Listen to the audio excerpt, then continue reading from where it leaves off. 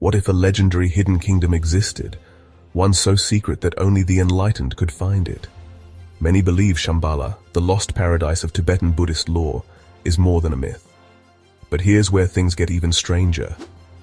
Across the world, from ancient Greece to the Americas, civilizations that never met somehow described eerily similar places, hidden realms of wisdom, underground cities, lost utopias. Could all these stories be coincidence? Or is there something deeper, something humanity has long forgotten? Stick around, because today we're not just uncovering Shambhala, we're exploring a mystery that spans continents, centuries, and the limits of our own understanding. Before we dive deeper, let's set the stage. Shambhala appears in Tibetan lore as a utopian realm north of the Himalayas. It's described in the Kalachakra Tantra, a cornerstone of Tibetan Buddhism known as the Wheel of Time teachings. These texts paint a vivid portrait, a hidden kingdom so advanced in spiritual knowledge that it has transcended the chaos of the outside world. Enlightened kings, known as Kalki, who pass down secret wisdom from the Buddha himself. A prophecy. When the world is lost to moral decline, the final Kalki king will emerge from Shambhala to restore harmony. But wait, is Shambhala an actual physical place? Some Tibetans believe it's nestled somewhere beyond the snowy peaks, hidden behind treacherous passes. Others interpret it as an inner kingdom, a metaphor for spiritual transformation. So how do we decide which version to believe? Is the search for Shambhala a wild goose chase? Possibly. But it's also a universal quest for enlightenment. And who wouldn't want to chase enlightenment? Exactly. Let's talk about the fascinating figures who took this legend far beyond Tibet. Nicholas Roerich, a Russian painter and mystic who traveled across Central Asia in the 1920s. He claimed local people spoke of a hidden land called Shambhala. Fun fact, he was so convinced of its reality that his expeditions were partly aimed at finding tangible evidence of this mystical realm. Alexandra David Neil, a French-Belgian scholar who embraced Tibetan Buddhism. Although she didn't exclusively search for Shambhala, her first-hand accounts of Tibetan culture fueled Western fascination. Ferdinand Ossendowski introduced Western audiences to tales of Agartha, another hidden land, which many conflated with Shambhala. These crossovers blurred lines, turning the mysterious kingdom into a global enigma. Apparently, you can't toss a backpack in early 20th century Central Asia without hitting someone looking for a hidden paradise. Even the Nazi Ahnenerbe allegedly launched expeditions in Tibet, hoping to find links to ancient Aryan origins. Did they also secretly hunt Shambhala? While details remain fuzzy, the rumor alone shows how far-reaching and bizarre this legend became. If you're as intrigued by these daring and sometimes wacky expeditions as I am, tap that like button now. It helps this video reach more curious minds and keeps your own quest for knowledge alive. Now about the proof. Across Tibetan monasteries, you'll find references to Shambhala's location, somewhere northeast of the Himalayas, possibly near the Kunlun Mountains or the Altai Range. But the texts hint that only those with the right karmic connection can perceive its gates. This begs the question, if it's invisible to unprepared eyes, can we ever find it on a regular map? Likely not. So have explorers been looking in the wrong place all along, outside instead of inside? We'll find out. In Tibetan Buddhism, there's a strong emphasis on inner realization. Shambhala can symbolize an internal paradise, an enlightened mind free from suffering. Could it be that all these adventurers trekking the Himalayas were, ironically, searching everywhere but their own hearts? Ready to share this hidden wisdom with your best friend? Go ahead and share this video. You never know who might be on their own quest for enlightenment. So let's break down the top theories swirling around Shambhala. Literal kingdom theory. Some maintain it's a real hidden valley, inaccessible to mainstream civilization. They cite references in the Kalachakra Tantra and accounts of locals who claim to have glimpsed it in distant mountain passes. Could remote Himalayan geography shield a secret domain? Spiritual dimension theory. In line with Tibetan Buddhist teachings, Shambhala is seen as a state of consciousness, or an inner realm accessed through advanced meditation. This is supported by lamas who teach that only the spiritually prepared can experience it. Could Shambhala be less about geography and more about transcendence? Syncretic or conflation theory. Some believe Shambhala is a composite legend that merged with tales of Agartha or Shangri-La, popularized by Western authors like James Hilton in Lost Horizon. Over time, the lines blurred, creating a universal story of a Himalayan utopia. But is the real story lost amidst these fictional merges? Could it be that Shambhala is both a place and a metaphor? Traditional texts often suggest a dual nature. So does that mean we can physically travel there, or do we have to meditate our way in? Way in below. What's your take?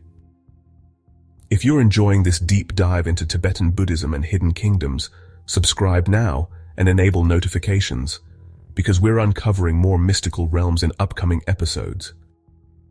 In fact, if we step back and look at ancient civilizations across different continents, we find a pattern: distinct cultures, separated by oceans and centuries, yet all describing eerily similar places of refuge, secret kingdoms, or spiritual realms hidden from the ordinary world.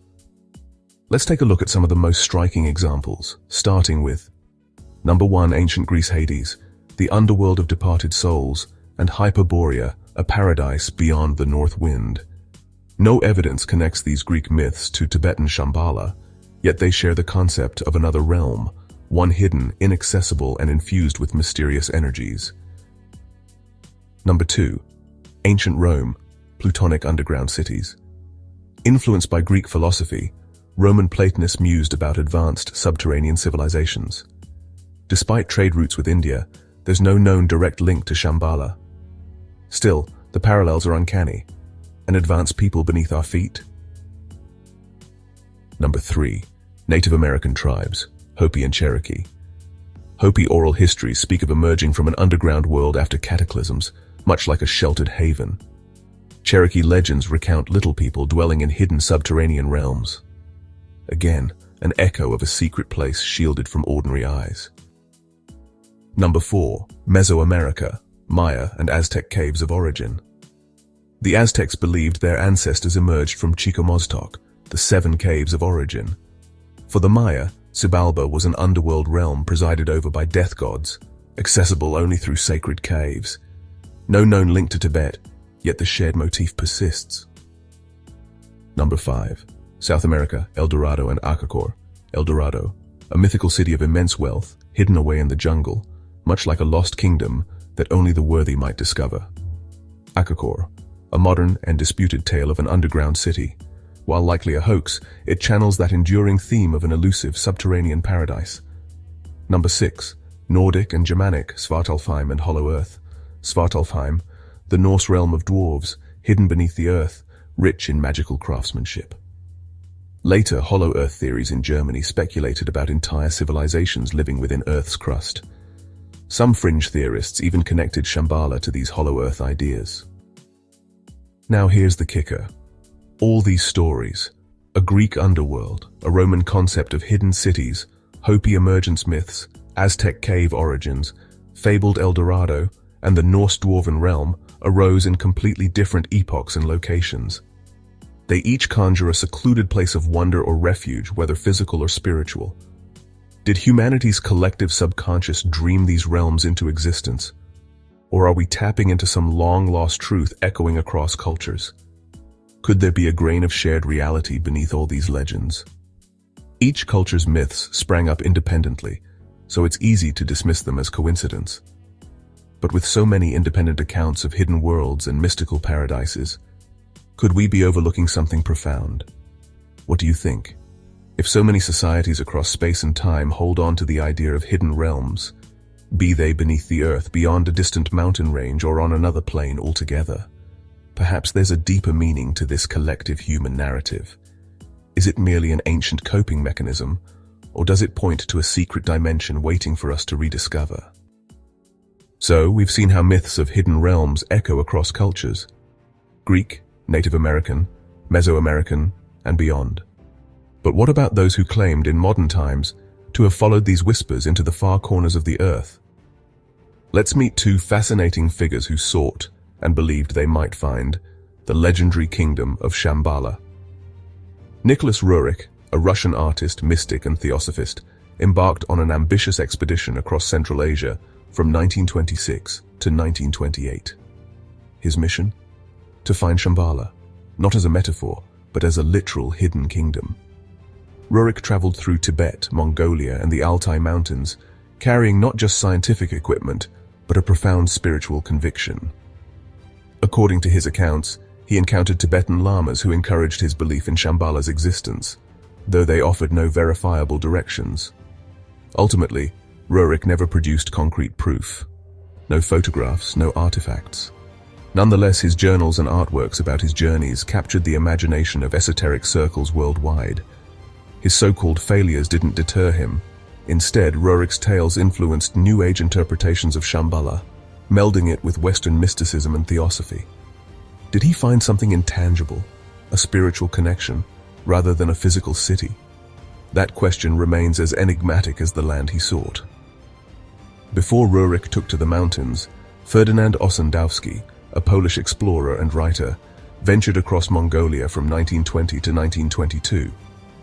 In his book Beasts, Men and Gods, 1922, he described an underground kingdom called Agartha, sometimes interchangeable with Shambhala in his accounts.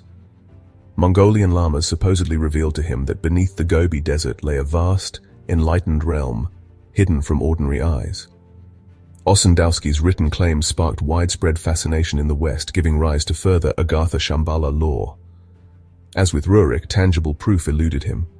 Skeptics dismissed his stories as hearsay, while believers argued he'd only documented the sacred secrets he was permitted to share. Yet, Ossendowski's influence cannot be understated. His accounts fueled generations of occult enthusiasts, some of whom merged the concepts of Shambhala and Agartha into one epic subterranean paradise. Could there be a kernel of truth amid the grand storytelling? So what is Shambhala, a literal kingdom brimming with enlightened society, or a grand metaphor for the most profound recesses of the human spirit? The stories of Nicholas Roerich and other explorers remind us how powerful the call of the unknown can be. The prophecies in the Kalachakra Tantra point to a future hope for humanity. And Tibetan monks remind us that perhaps the gate to Shambhala lies within our very own minds.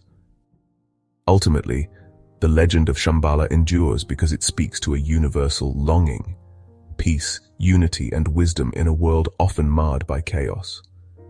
Whether it's real stone and soil hidden behind jagged peaks, or an internal pilgrimage toward enlightenment, Shambhala challenges us to look beyond our limitations and seek something higher, purer, and infinitely more inspiring. If this journey blew your mind, hit that thumbs up. Which theory resonates with you the most? Physical realm, spiritual realm, or a bit of both? Join the conversation in the comments. And of course, if you're hungry for more intriguing mysteries, subscribe and share this video with a fellow adventurer and keep exploring. Could our quest for Shambhala lead us not just to hidden valleys, but to the hidden corners of our own potential? The door, dear traveler, might be closer than you ever imagined. Before you venture off, if you can't get enough of hidden civilizations and ancient tales, be sure to check out my deep dive on the lost city of Zerzura, another mesmerizing legend that might just rival Shambhala in its mystery and allure. You won't believe what secrets could be buried in the sands of the Sahara.